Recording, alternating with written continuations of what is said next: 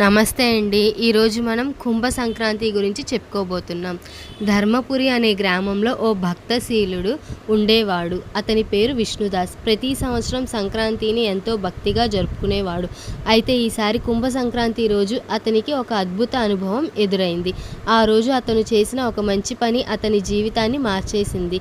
ఆ విశేషం ఏంటో తెలుసుకోవాలనుకుంటున్నారా? అయితే ఈ కథను చివరి వరకు వినండి. కుంభ సంక్రాంతి సంపూర్ణ సమాచారం. కుంభ సంక్రాంతి హిందూ పంచాంగం ప్రకారం సంవత్సరంలో 12 సంక్రాంతులలో ఒకటి. ఇది మాఘమాసంలో సూర్యుడు మకర రాశి నుండి కుంభరాశిలోకి ప్రవేశించే రోజున జరుగుతుంది. ఈ రోజు ప్రత్యేకంగా దక్షిణ భారతదేశంలో ముఖ్యంగా తెలుగు, తమిళ, కన్నడ, ఒడియా, బెంగాలీ మరియు అస్సామీ సంస్కృతుల్లో ఒక పవిత్రమైన రోజుగా భావిస్తారు. కుంభ సంక్రాంతి యొక్క మహత్యం. రాశి మార్పు ప్రాముఖ్యత. హిందూ జ్యోతిష్య శాస్త్రం ప్రకారం సూర్యుడు ప్రతి నెల రాశి మార్పు చేస్తాడు. కుంభ సంక్రాంతి నాడు సూర్యుడు కుంభరాశిలోకి ప్రవేశించడం వలన కొత్త శక్తులు, మార్పులు ప్రారంభమవుతాయి. ధార్మిక ప్రాముఖ్యత. ఈరోజు పవిత్రంగా గంగా, గోదావరి, కృష్ణ, నర్మదా వంటి నదుల్లో స్నానం చేయడం శుభప్రదం. దానం, పుణ్యకార్యాలు చేయడం వల్ల కర్మఫలాలు లభిస్తాయి. యజ్ఞ హోమాలు నిర్వహించడం వల్ల శుభ ఫలితాలు కలుగుతాయి. కుంభమేళా సంబంధం. ప్రతి 12 సంవత్సరాలకు ఒకసారి జరిగే కుంభమేళా కూడా ఈ కుంభ సంక్రాంతితో ముడిపడి ఉంటుంది. కుంభమేళా జరిగే ప్రదేశాలు హరిద్వార్, ప్రయాగ్రాజ్, నాసిక్, ఉజ్జయిని.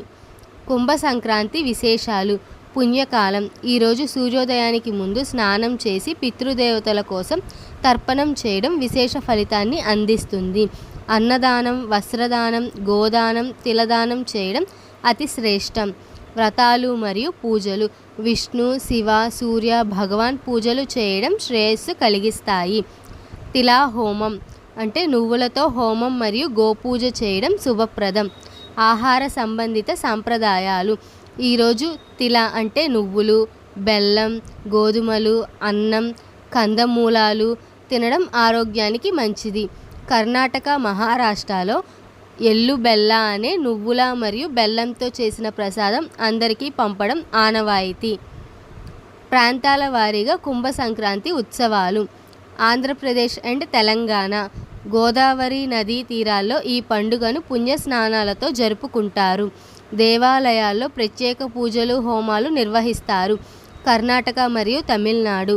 ఈ పండుగను ముఖ్యంగా తిలాహోమం, గోపూజ, అన్నదానం మరియు వ్రతాలతో జరుపుకుంటారు. బెంగాల్ మరియు ఒడిస్సా. ఈ పండుగను తిలాదానం అనే పేరుతో ప్రాముఖ్యత ఇస్తారు. నదీ స్నానాలు, ప్రత్యేక పూజలు, తిలా మరియు బెల్లంతో వంటలు చేస్తారు. కుంభ సంక్రాంతి తిథి 2025. 2025లో కుంభ సంక్రాంతి తేదీ ఫిబ్రవరి 13న వచ్చింది. సంక్రాంతి కాలం ఫిబ్రవరి 13 ఉదయం నుంచి పుణ్యకాలం సూర్యోదయం ఉదయం 6:30 నుండి 9:30 మధ్య ఉంటుంది. కుంభ సంక్రాంతి పండుగ ద్వారా లాభాలు. స్నానం మరియు తర్పణం. పితృదేవులకు సంతృప్తి కలుగుతుంది. దానం, పుణ్య ఫలితాలు దక్కుతాయి. హోమం మరియు జపం. ఇంట్లో శుభ వాతావరణం ఏర్పడుతుంది. ధర్మ కార్యాలు, పాపాలు తొలగి శుభ ఫలితాలు లభిస్తాయి. తీర్మానం. కుంభ సంక్రాంతి హిందూ సంప్రదాయంలో అత్యంత పవిత్రమైన రోజు. ఈరోజు స్నానం, తిలాదానం, గోసేవ, జపతపాలు చేస్తే అయాన జన్మకోటి పుణ్యం లభిస్తుందని పురాణాలు చెబుతున్నాయి. ఈ పండుగను పవిత్రంగా పాటించి ధార్మిక జీవితాన్ని మరింత మెరుగుపరుచుకోవచ్చు. విష్ణుదాస్ చేసిన ఈ సత్కార్యానికి దేవతలు అనుగ్రహించారు. అతను చేసిన తిలాదానం, గోసేవ ఫలితంగా అతని కుటుంబానికి ఆధ్యాత్మిక శాంతి లభించింది.